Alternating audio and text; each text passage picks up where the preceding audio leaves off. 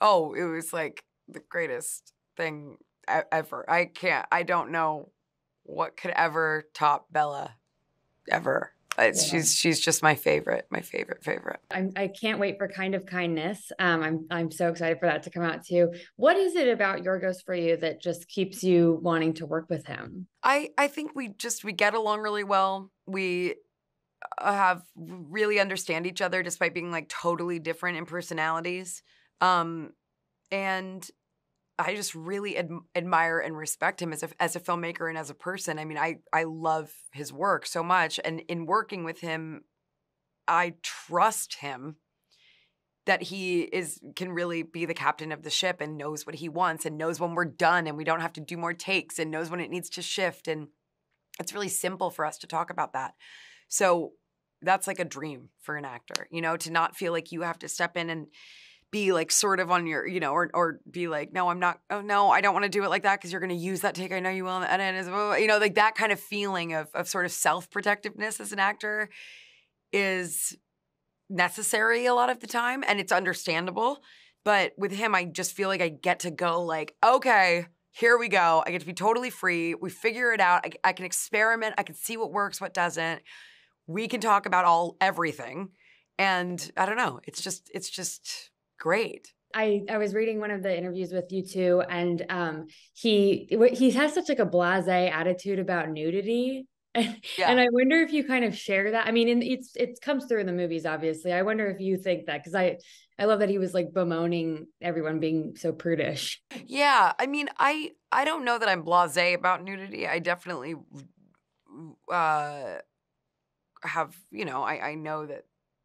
I mean, I grew up in society, so I know that there's like, and I'm not European, which he is, so that's a little bit different too. But I think as the years have gone on, it is, when it comes to my sort of relationship to it when I watch a film, I think that there's something really wonderful about the way that he sort of captures, someone that's either nude or sex scenes or whatever it may be, in that it feels very, to me, clinical and funny and not gratuitous. Like it feels like it serves the story in such an important and funny way that, I don't know, it just doesn't, I completely get it. It made total sense for me from the beginning. This is Bella. She doesn't have shame. She's totally free. She's having these experiences. She's not judging herself. Why would we? Why would I as an actor? And so, yeah, I guess that's my relationship to it. Yeah. Great. Yeah. And I got to watch all of The Curse. I screened it, so Oh my God. Obsessed. Even episode 10? Yeah. Yes. Oh my yes. God. Okay, great. I know, I was speechless.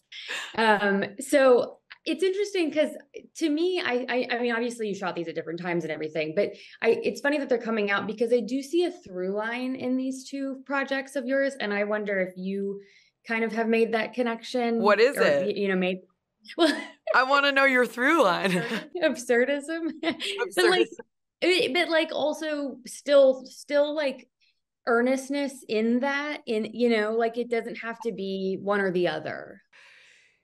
I mean, I think that, I don't know, there's something to a world that is not necessarily like a surrealistic experience, I think has been interesting to me for a long time. Like Birdman was sort of that way. La La Land was sort of that way. Like there's an element of like fantastical in the midst of a sort of groundedness that I find really intriguing and something that only film can do. Like you can only really do that in cinema.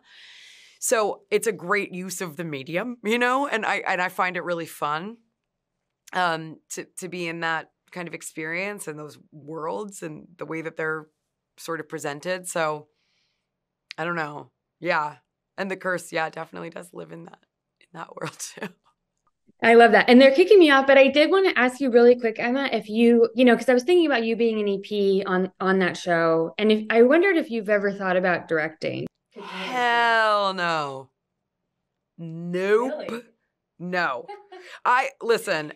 Don't hold me to it. We could talk in like 10 years or something and I'm like, oh, I was wrong. But right at this point, absolutely nothing in me wants that job. That is such a difficult job on set. You have to answer everybody. Someone's not coming out of their trailer. Location fell through. Constantly being asked questions. Like I love what I do and I love producing.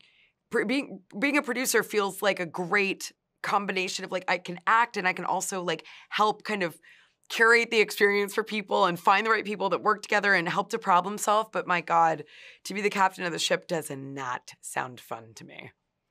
But God bless the directors. I have so much respect for that role. It is insanely hard.